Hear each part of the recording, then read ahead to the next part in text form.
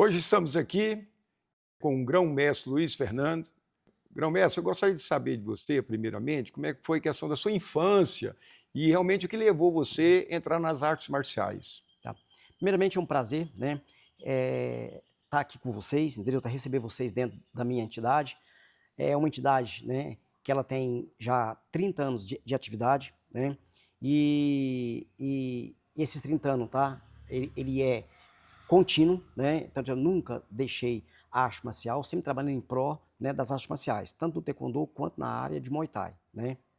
A minha infância foi uma infância muito precária, né, e você conheceu um pouco dessa infância, me fala, porque foi uma infância regrada de ônus, né, o lado financeiro nosso era muito complicado, e a minha inspiração naquela época era a capoeira. Por quê? Porque a capoeira a gente fazia ela nas praças públicas. Eu não precisava de pagar uma mensalidade, né? Eu não precisava de ter um uniforme, né? De ter gasto com ela, entendeu? Tá? Então minha grande inspiração foi realmente voltado pro lado da capoeira. É o que me instigou e me puxou, né, para vir rumo à arte marcial. Ah, ok.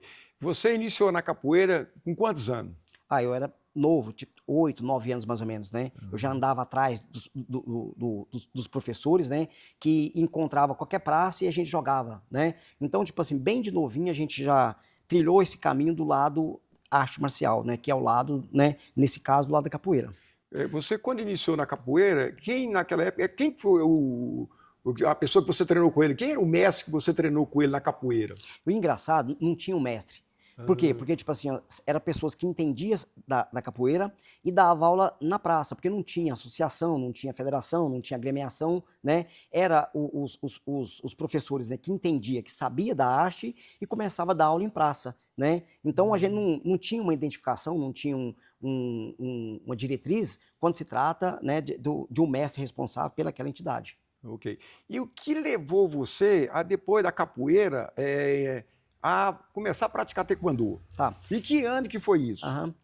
Por volta de 1980, mais ou menos, tá? Nós assistimos aqueles filmes do Bruce Lee, que foi o propagador e que alavancou e despertou o interesse realmente em estar no arte marcial. O meu sonho maior, né, tá? Era quando assistir um filme quando tinha tempo e assistir um filme de arte marcial que tinha o Bruce Lee, né?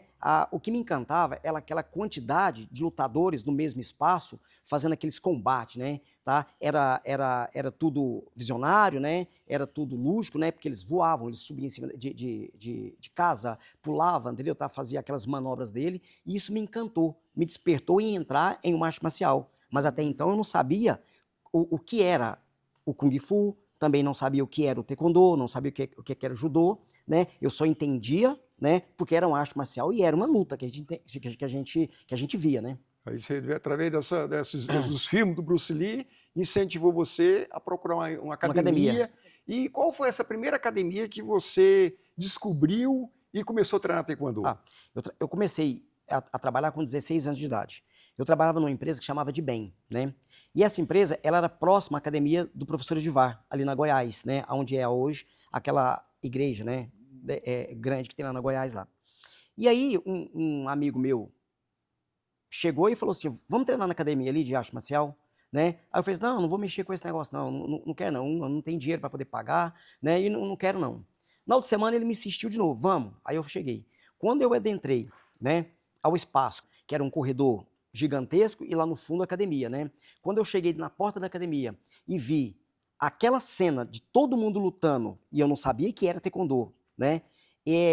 Eu retratei quando eu assisti os filmes, quando eu tinha 8, 9 anos, que era aquele amontoado de gente. E eu cheguei justamente na hora do Keirogi, né, que era o combate, né? E aí me encantou e eu fiquei fascinado com aquilo. Entendi. E nesse período que você chegou a treinar, você espelhava em alguém, você olhava um outro aluno e falava, cara, esse cara tem uma técnica que realmente é bonita, eu quero também ser dessa forma, quero treinar desse jeito. E o que que levou você, assim, nesse aspecto, assim, você pensou, cara, esses caras, eu vejo os caras são bons tecnicamente. A nossa inspiração não tinha, porque naquela época, dentro do taekwondo, nós não tínhamos ídolos, né? Nós era forjado pelo o sistema disciplinar, né? e você sabe que era muito duro, era muito real os nossos treinamentos, né, que era marcial, né, mas a gente via um Van Damme fazendo aquele chute, né, bonito, né, nós víamos o Bruce Lee fazer aqueles saltos, aquele chute legal, usar o sistema de nunchaku para poder trabalhar. Então a gente tinha eles como o nosso exemplo. Eu não tinha um exemplo fixo, né, da vida real, que era realmente do taekwondo. Até então eu não conhecia o que era taekwondo. Eu fui jogado dentro de uma academia que poderia ser judô, karatê, capoeira, né, kung fu, mas felizmente foi o taekwondo, né? E você, no início do seu treinamento, você levou quanto tempo para poder pegar a sua primeira faixa? Vamos dizer, sua faixa amarela, para depois você começar... Eu comecei em no finalzinho de 84, né? E aí o que acontece, né? A arte marcial era muito rígida, era muito aluno, mas todos alunos bons, né? E o professor de VAR, você conhece muito bem, era um professor excepcional, né? Eu acho que o melhor que já teve, né, dentro do estado de Goiás, quando se trata do caminho marcial, né? E a rigidez dele não deixava a gente graduar, por quê? Porque nunca a gente estava bom, né? Então eu demorei mais ou menos de 6 meses, de 6 a 7 meses, para poder pegar uma primeira graduação, que era de faixa branca para faixa amarela. E nesse período que você já pegou a sua faixa amarela, naquela época tinha aqueles campeonatos de novos. Aí você começou a participar desses campeonatos de novos? Aconteceu da seguinte forma, eu entrei como se fosse hoje, na academia, eu treinei a semana e no próximo final de semana tinha um campeonato, que o campeonato era na academia do Mestre Sobrinho, que era lá na Praça do Ratinho, né, ali no setor sul, né? Sim. E o que acontece, né? E eu fui entrado e entrei de gaiato, porque ele colocou meu nome lá pro campeonato e falou, faz parte do campeonato. Mas para mim era um treinamento, não era o campeonato em si, né? Felizmente, nesse campeonato, né, eu consegui ganhar, ser campeão dele na faixa branca, né? E depois desse campeonato, eu nunca mais parei de ir em campeonato. Então, praticamente, eu sou lutador desde quando eu era de faixa branca até quando eu me formei mestre. E quando você fala que já de faixa branca você já iniciou a competir, isso a capoeira te ajudou então, porque você já veio de um pouco da capoeira, como o taekwondo usa muito as pernas, isso te favoreceu no aspecto que você, na competição em si, você não tinha tanta experiência, mas aquilo que você viu na capoeira, que você aprendeu na capoeira, te ajudou lá no decorrer daquele campeonato. Totalmente, entendeu, né? Eu tinha resistência, eu tinha habilidade, né? Porque eu sempre fui rápido. É um dom que a gente tem, né? De saltar, de pular, de dar salto mortal na capoeira. E isso foi um marco crucial dentro do taekwondo, porque agregou duas artes que é co-irmã, né? Que é mais ou menos pelas atividades de perna, né? E me ajudou demais da conta. Os meus chutes giratórios, a minha velocidade, a minha resistência, né? Então, eu me vi dentro de uma arte marcial que para mim não tinha aquela dificuldade quando começado do início. Eu já fazia uma arte marcial, eu só fiz uma adaptação dentro, né, da capoeira para o taekwondo, mas me favoreceu. Por quê? Porque eu sempre tive uma habilidade de saltos, de chutes, de giratórios, né, que me beneficiou, né, a minha conduta dentro da luta taekwondo. E qual foi o primeiro campeonato que você já, depois assim, começou a sua graduação, que você realmente viu um campeonato assim, que você disputou, que chamou a sua atenção, que você falou, ó, esse campeonato foi mais difícil, mas eu consegui ser campeão? Tá. Eu já era faixa vermelha na época, e a história da faixa vermelha, ela se deu da seguinte forma, entendeu, né?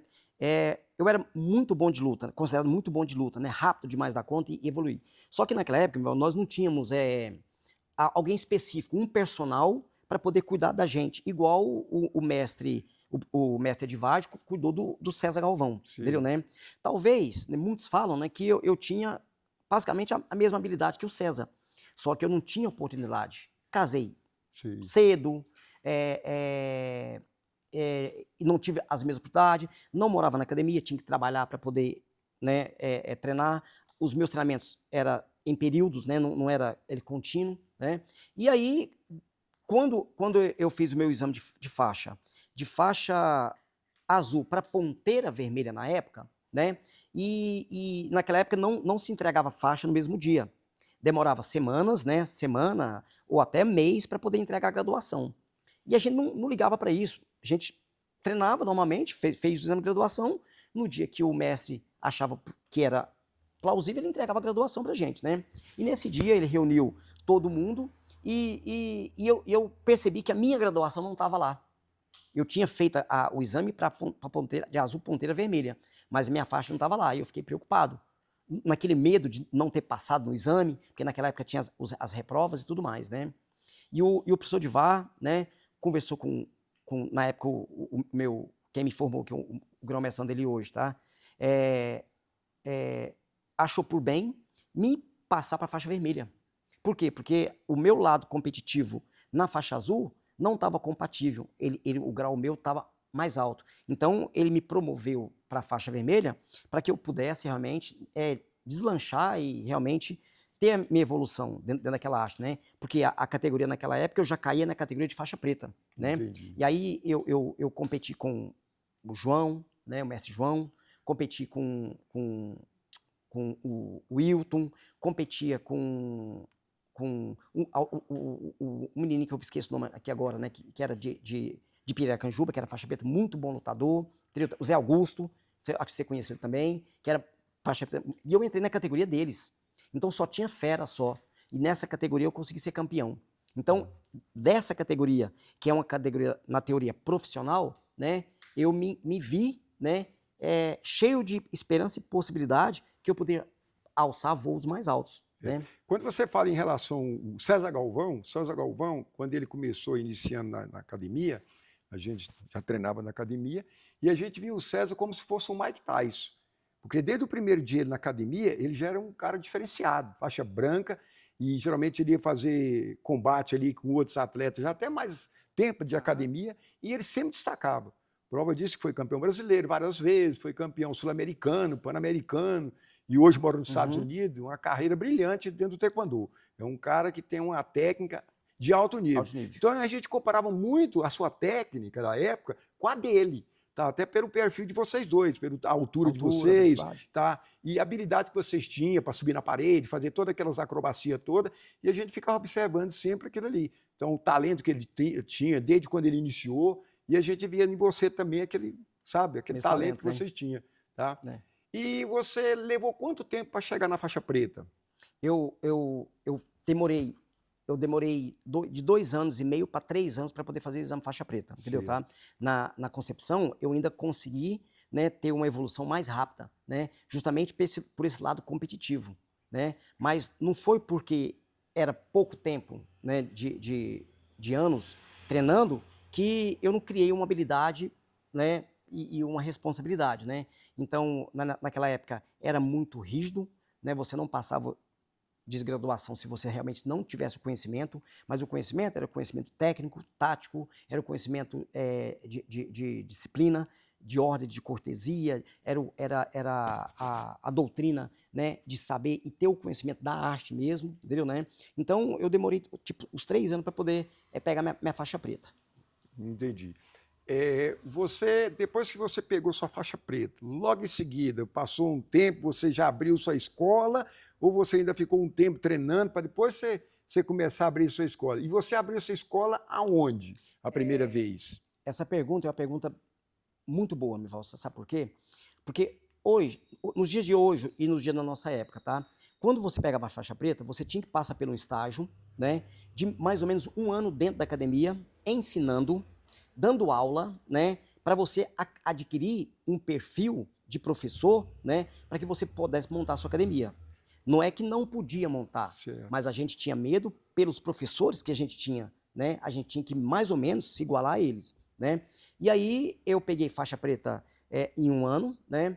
Eu demorei 2 anos dentro da minha academia, fui convidado, eu trabalhava nessa firma, né? Que era a de bem. O professor Vanderlei, o mestre Vanderlei, né? Ele sentiu a necessidade de ter um ajudante, né? E ele me convidou para me poder dar aula. E o que eu fiz, né? Eu não pensei 2 vezes.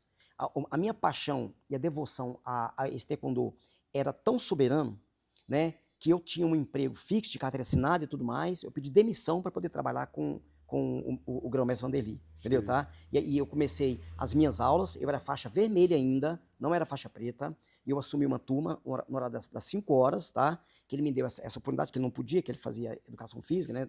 Dava aula e tudo mais, né? E eu comecei a dar aula na faixa vermelha, na própria academia dele, que era olímpica, que era abaixo daquela que o professor de VAR tinha ali na Goiás, né? E aí eu fui adquirindo experiência, eu era uma pessoa retraída, uma pessoa tímida, eu fui me soltando, entendeu, tá? Com a nossa simplicidade, humildade, né? A gente foi agariando, né? Amizades dentro do esporte, mas ao longo do tempo, a gente foi crescendo junto. Então, tanto eu como aluno, como professor, né? E como atleta, né? E aí eu adquiri essa experiência, né, de aula. E aí, depois de 2 anos dentro da academia, eu tive a oportunidade de fazer o exame de faixa preta. O exame de faixa preta também já é uma outra história, porque o exame de faixa preta naquela época era de 2, 3 etapas, né? Você mesmo lembra. A minha foi em 2 etapas. Nós fomos para Brasília, fazia um exame de graduação, fazia técnica de pé, técnica de mão, né? E aqui fazia defesa pessoal e luta. Então, nós fizemos em Brasília, no próximo mês nós viemos para cá para fazer o exame de graduação aqui em Goiânia, né? E aí, a prova, para poder ser aprovado, eu tinha que participar do campeonato, né? Então, eu fui aprovado, né? Estando dentro de um campeonato, lutando para poder ter a nota do lado competitivo, né? E aí eu comecei a dar aula. E aí, depois de 1 ano, 2 anos dando aula para o mestre Vanderly, surgiu a oportunidade de eu sair, né? E alçar voos, né? Sozinho, a minha durinha sozinha. O que acontece? Aí teve um professor Gomes, né, que veio de fora do estado, acho que de Minas Gerais, e ele veio para Goiânia e montou uma academia ali em Campinas, né? E ele precisava de um professor. E essa foi a oportunidade que eu tive para poder sair. Cheguei, conversei com o mestre Vanderly, né? Ele não colocou objeção, né? Eu saí e fui dar aula para ele lá. Dei aula para ele lá uns 2 meses na academia. E aí cheguei para ele e falei assim, mestre, eu quero montar o meu CT, né? E aí eu já arrumei um espaço e aí a gente vai montar. Eu vou montar ele lá no Nova Esperança, né? E ele pegou, liberou tranquilamente, falou para mim, falou assim, ó, você nunca preocupa comigo, entendeu? Você tem que preocupar com você. Isso é certo? É o que você acha que tem que ser feito?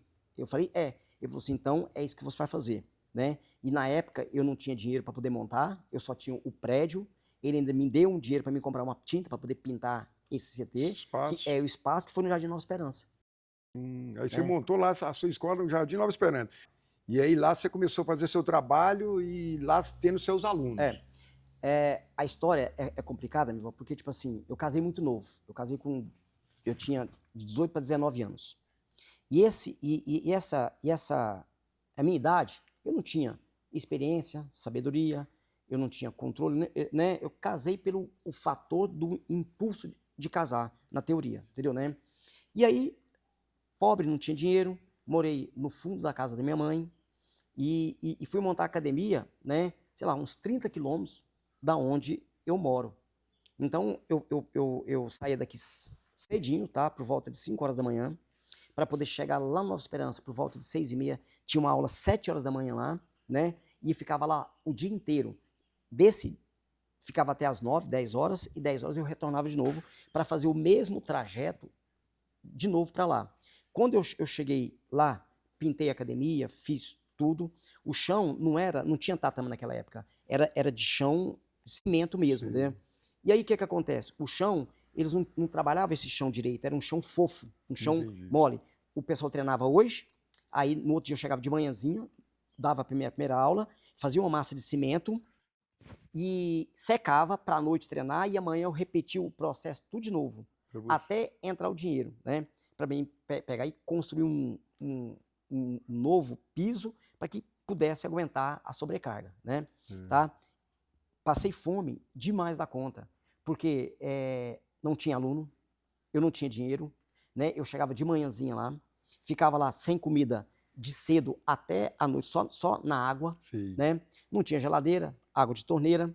Quando chegava à noite, mais ou menos assim, sempre fiel, sempre dedicado, nunca reclamei, não murmurava. Eu acho que era uma chance de agregar de poder fazer aquilo acontecer. A minha vontade era tão grande que eu devia isso para mim, eu devia para minha esposa, devia para os meus filhos, entendeu, né? E nunca, nunca, jamais eu me fraquejei. Porque qualquer um outro tinha só largado e procurar um outro emprego para poder ter uma rentabilidade, né? Então essa é uma das dificuldades, até a gente emociona porque é muito duro, Eberval. A gente... Porque na realidade isso é uma superação que você passou ali por aquilo ali. A gente lembrar das dificuldades que a gente teve. Isso. E hoje, no dia de hoje, o taekwondo está tão grande, né, financeiramente, e a gente foi o propulsor disso, meu irmão. Né? Eu ralei, eu sofri, eu comi o pão que o diabo amassou, né? Trabalhei arduamente, duramente, mas nunca, nunca e jamais eu deixei de ser humilde, de ser simples, de tratar todo mundo, o faixa branca e o faixa preta, o mestre, com um pé de igualdade, entendeu, tá? Eu acho que esse foi o meu diferencial. Isso me deu a motivação de poder dar continuidade, porque eu necessitava e precisava de melhorar, né? Fazer com que as pessoas fossem igual a mim ou muito, muito melhor do que eu, entendeu, né? Certo? Então, tipo assim, se você falar, você teve fraqueza? Não tive fraqueza. Eu passaria tudo de novo, igual. Eu passava as mesmas fomes, eu passava as mesmas dificuldades. Teve uma época da minha vida, eu tinha um passo de ônibus, para sair daqui para ir para Nova Esperança, né? E eu não tinha perspectiva de volta. O senso da responsabilidade era tão grande que eu pegava o Sonho Verde, do Sonho Verde ia para o Terminal Novo Mundo, do Terminal Novo Mundo pegava o eixo, ia até lá, de lá, dentro do terminal, eu pegava um outro ônibus que eu chegava em Nova Esperança. Passei o dia todo com fome, não entrou uma mensalidade, né? E eu tinha que voltar. O que eu fiz, né? Fui de a pé da minha academia, que dá mais ou menos assim, uns 12 quilômetros até o terminal. Quando chegou no terminal, cara, tá? Isso eu falo como orgulho, eu não falo como algo errado que eu fiz, entendeu, né? Eu não tinha dinheiro e para me voltar eu tinha que voltar para minha casa. Eu tinha que voltar pro seio da minha esposa, dos meus filhos e tudo mais, né? E antigamente ficava dentro do terminal um fiscal verificando e olhando. E eu escondido, cara, tá? Com a minha mochilinha, né? Aquela calcinha escondido. Quando ele virava as costas, eu entrava dentro do terminal escondido. Para me poder entrar dentro do ônibus e o medo dele me pegar e me expulsar. E eu pegava esse terminal, eu vinha. Quando chegava no centro, não tinha mais ônibus, porque já era mais de meia-noite. E naquela época o ônibus ele parava até meia-noite, não tinha mais. E eu saía da Praça Cívica e vinha andando até aqui em casa, até no Aranã, né? Eu chegava aqui em casa mais de 2 horas da manhã. Isso foi o sacrifício, foi o esforço que eu tive. Mas a minha perseverança, ela me fez um vencedor. Mas não é um vencedor financeiro, porque eu não tenho ônus, entendeu, tá? O que eu prego e o que eu faço para os seres humanos hoje, entendeu, tá? Eu faria 1000 vezes se fosse necessário. Eu reencarnava 1000 vezes se fosse preciso, passando as mesmas dificuldades, para me poder ver o brilho de uma criança entrar aqui, uma criancinha de 2 aninhos de idade, mamando a mamadeira, vindo até mim, me abraçando, e eu amarrando a faixa, tá? E eu não perdi esse sentido, meu irmão. Eu não perdi o senso do que ser bom. Ser bom, hoje, ainda é vantajoso. Sim. Você anda no caminho certo, me voltar, hoje ainda é o lado mais certo possível. Sem dúvida. Na academia nós temos um lema, fazer o que é certo. E fazer o que é certo com a máxima da excelência possível. Essa excelência, meu irmão, vai fazer com que a gente mostre o nosso valor, a nossa experiência de 41 anos de arte marcial, entendeu, tá? E eu tento passar arduamente isso para os alunos, né? Eu sou fiel ao meu propósito, não deixo, eu sou duro, eu sou firme, eu frustro eles de uma tal forma para que eles se tornem um homem melhor do que eu, né? As coisas estão meio complicadas, porque fazer hoje um professor ou um mestre de taekwondo igual nós antigo vai ser complicado. Mas eu não tenho vaidade, eu não tenho soberba, eu não tenho mesquinhez em relação a isso, não. Se um aluno meu se tornar melhor do que eu, tá? Eu vou bater palma. Você sabe por quê? Porque o meu trabalho vai ser muito bem feito, mesmo que ele não reconheça. Entendeu? E esse período que você teve essa academia lá, de lá você quando você saiu de lá, você foi para onde? Montou a academia em outro local? Ou você continuou lá nesse local até vir para esse espaço aqui? Eu consegui ficar nessa academia por 10 anos, tá? E esse espaço, nós fomos multicampeões, né? Goianos, né? Como equipe. Eu tenho uma atleta que chama Tatiane Ribeiro, né? Ela é uma família que entrou dentro da minha academia e formou todo mundo, só não a mãe. Certo. Formou o irmão, a irmã, a Tatiana e o pai, faixa preta de taekwondo, né? E aí ela tinha antigamente ela tinha a paralisia infantil que dava, e ela tinha uma perna mais curta do que a outra, entendeu, tá? Mas uma atleta excepcional, entendeu, tá? Tanto é que ela foi campeã brasileira sendo para taekwondo numa categoria adulta, entendeu, né? Então foi uma façanha, né, inédita que até hoje ninguém nunca teve. Sim. Mas nós não temos como contar a história dela, entendeu, Entendi. né? Tá? Mas era uma história para poder ser repetida muitas vezes, Sim. porque dentro das limitações que ela tinha, ela se superou, né, e foi campeã dentro de uma categoria totalmente normal. Uma categoria que estava começando, então. Começando, né, e ela foi campeã, né, ganhou 3 lutas no Campeonato Brasileiro, que foi em Brasília, né, e deslanchou, né. A minha academia eu fiquei 10 anos lá. Simultaneamente, eu vim dar aula na Academia Boa Forma. Eu fiquei mais de 15 anos dentro dessa Academia Boa Forma depois, tá? Na Boa Forma, eu conciliava o treinamento lá e aqui. Aqui eu dava aula terça, quinta e sábado, lá eu dava segunda, quarta e sexta, né? Então, na segunda, quarta e sexta eu ia para lá, na terça e quinta eu ficava aqui, né? Eu tinha que manter essas duplas, tá? Então, eu tenho hoje mais de 200 faixas pretas formados, né? Em termos de mestres, de professores, primeiro, segundo, terceiro dan, né? Como faixa preta. E graças a Deus, todos eles, né, formaram com a máxima da excelência. Tendo o lado que eu sempre preguei, me voltar, que é ele formar e ele ser homem de verdade. Ele ter a postura, né, de construir uma família.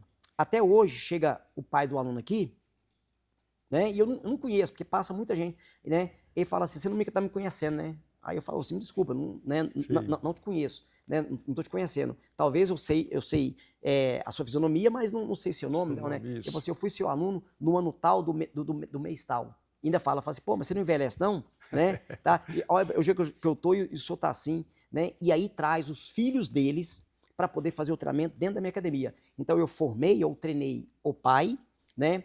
Hoje eu estou treinando neto e filho daqueles alunos que foi há muito tempo. Seus alunos. Meus alunos, né?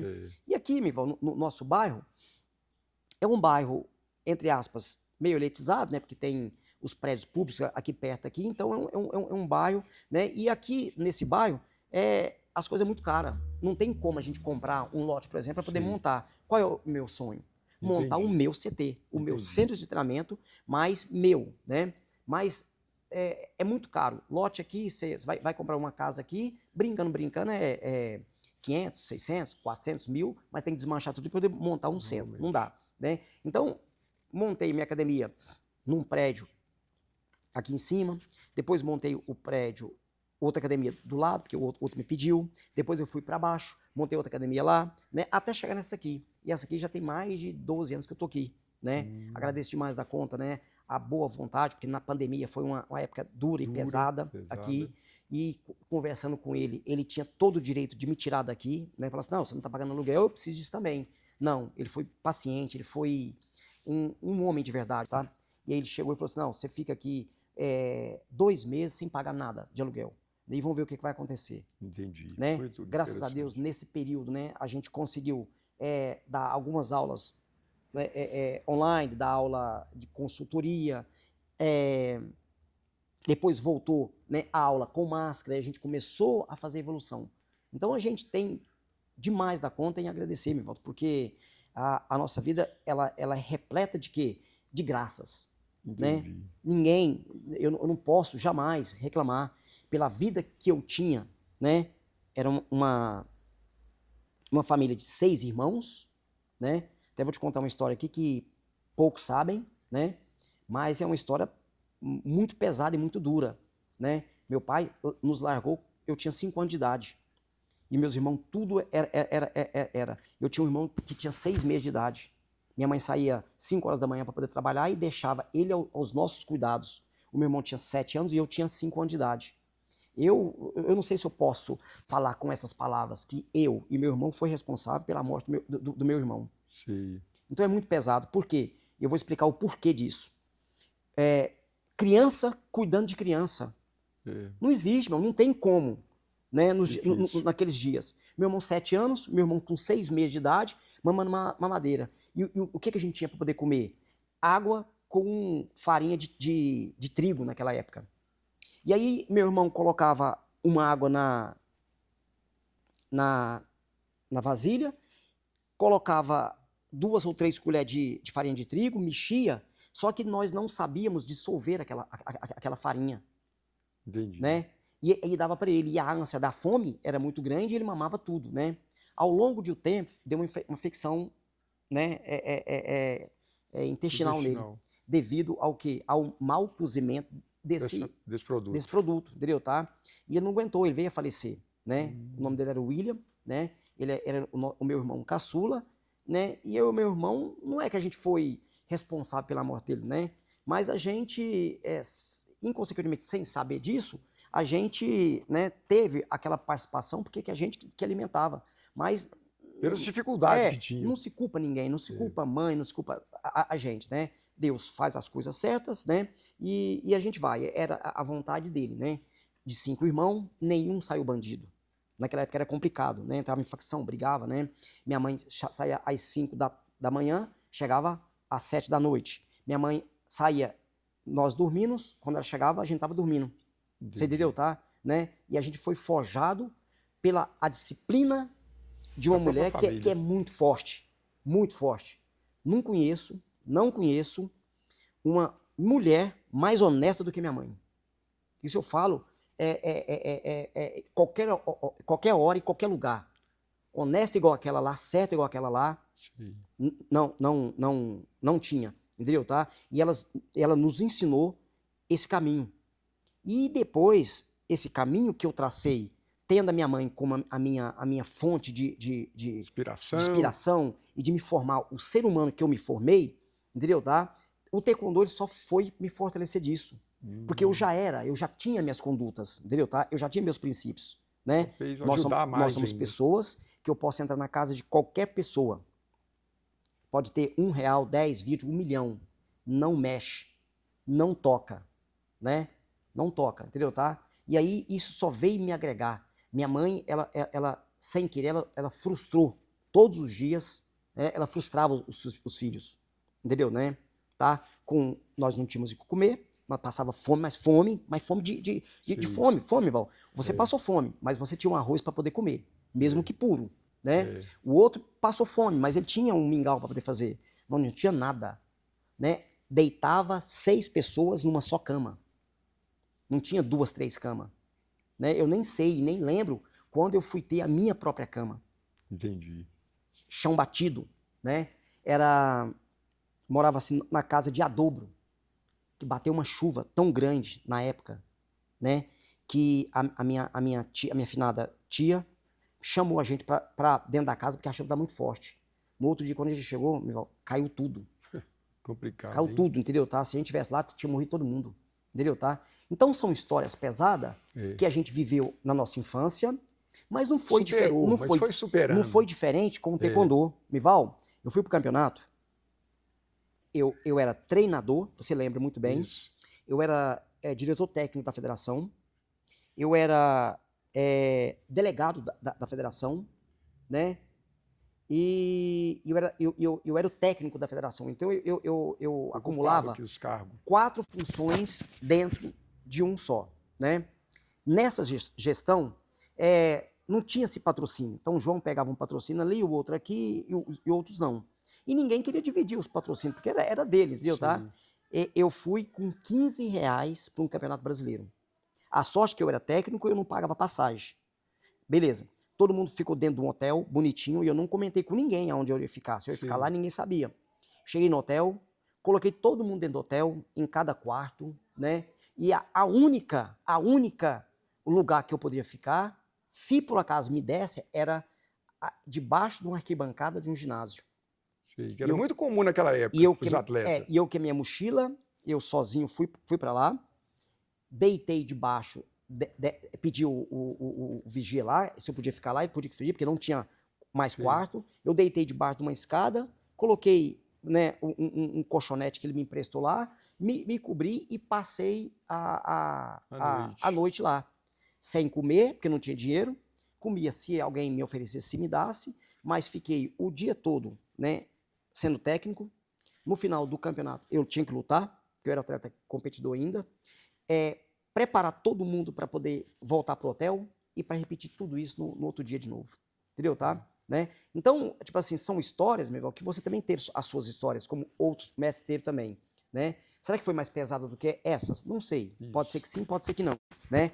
Mas é uma história pesada, meu irmão. Uma história assim que a gente desbravou. É igual os bandeirantes que quando veio para o estado de Goiás, isso, derrubou, desmatou para poder ser o que Goiânia é hoje. E nós, eu, você, os outros que passaram, o mestre Vanderlei, o professor Divar, né, o mestre Sobrinho, ele é o quê? Eles desbravaram, né, tudo e todo tipo de adversidade dentro do esporte para que hoje todo mundo, né, um atleta hoje, ganhar um salário de X para poder só competir. Né? Isso.